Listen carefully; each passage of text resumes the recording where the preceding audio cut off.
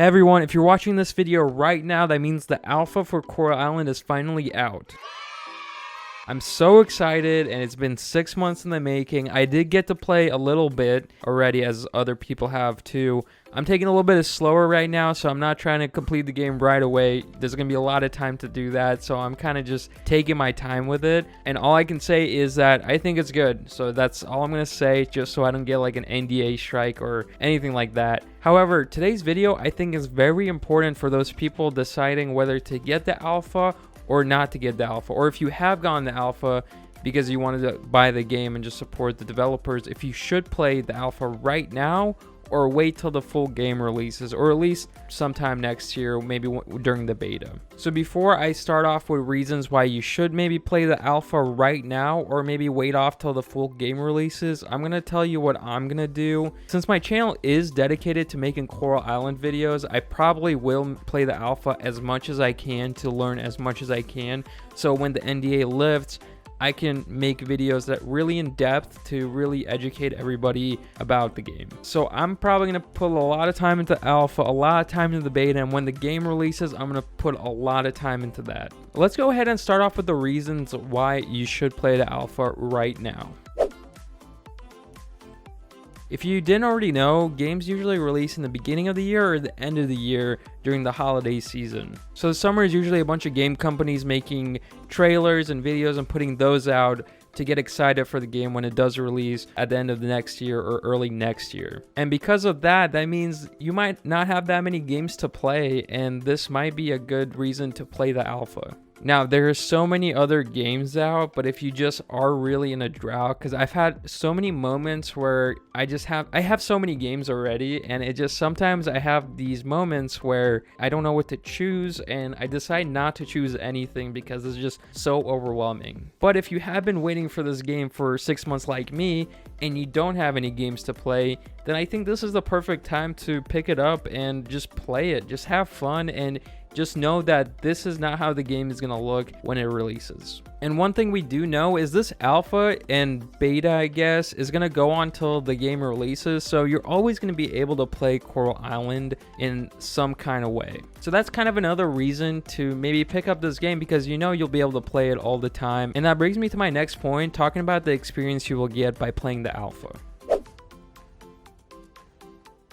So if you were like me when I started Stardew Valley, I was really lost and I just didn't know what to do. I had to just watch YouTube videos, wikis, or get help for my stream. And because of that, it was just super overwhelming and I just didn't really want to play the game. And the good thing about Coral Island Alpha is that there's only a small snippet of what the game's actually going to be. Like, I would say probably 5% of the game, 5 to 10% of the game is out right now. Mainly what you'll be able to do is just go around the map. But from what we've seen from the release notes, you're only going to be able to do minimal amount of stuff. And because of that, you'll have more time to experience other things more in depth. For example, we know a little bit of the mining is going to be in the alpha, and when you go mining, you're going to do it so many times over the alpha and beta and them adding new stuff, you'll just be able to get the hang of it way faster. And because spring's going to be the only season on the alpha release, that means you're going to have time to experiment with the spring crops over and over again until you get used to it, and then they'll slowly add other seasons, and then you'll be able to get used to that.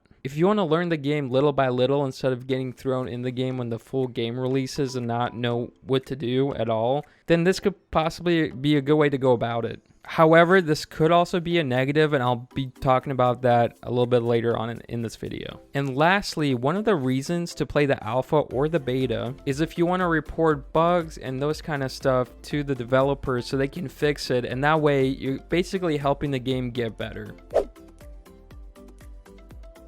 So if you want to be an integral part of helping the game get better, I would assume this is probably something you would want to do. So now that we got the good stuff out of the way of why you should play the alpha, let's talk about some of the negatives, because there is a lot of negatives of why maybe you shouldn't play the alpha. So one of the obvious things is the alpha is not going to be the full game. It's only going to be a small snippet, and as they add stuff, it is going to grow a little bit more, but it's still not going to be the full game. They don't want to put the full game in the alpha and beta, but they are going to have to test some stuff, so it might leak some things for the full game. So if you want a brand new experience when you start the game, then maybe waiting for that full release will be the best option. That way you'll be able to play from the beginning to the end in the way the developers intended to. And because it is a full release, that means the game will be more polished, which means that you aren't going to run into bugs, you aren't going to run into game ending bugs where your game fully resets or your save file gets deleted. Obviously that can still happen after the full release, but the chances are a lot smaller. So if you want to play the best possible version of the game, then waiting for the full release is kind of your only option. And another reason to wait for the full release is that way the reviews will be out for the game, and people will make videos about the full game. There'll be Metacritic scores, things like that, and that way you can kind of get a little bit more sense of if you really want to buy the game. That way you watch all the videos, you watch all the reviews, you read all the reviews, and you make your decision then.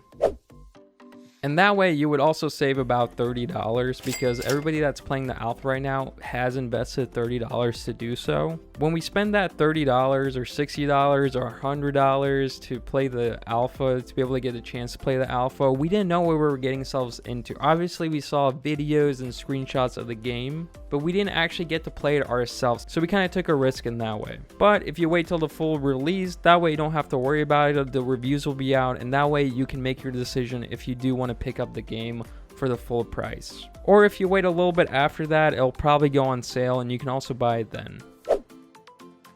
Now, one of the things the developers told us when playing the alpha is to expect many crashes and deleted save files during the alpha testing. So if that's something you cannot handle, if you got super far into the game and then some sort of bug happened where your save file got deleted and you just can't handle that, then maybe the alpha is not the thing for you. So let's say you never get that issue, so you're able to play from alpha to almost when the game releases in one save file. So you're super far into the game, you've accomplished a lot. One thing I'm pretty positive what's going to happen when the full game releases is everybody's save files during the alpha and beta testing is going to get deleted. So all that work you did during the alpha, during the beta, you got super far into the game, you got all the achievements, all the, everything basically. But then that'll get deleted when the full game releases because there's still going to be a lot of content that's not going to be out in the alpha or the beta. So you're going to have to download the full game and experience it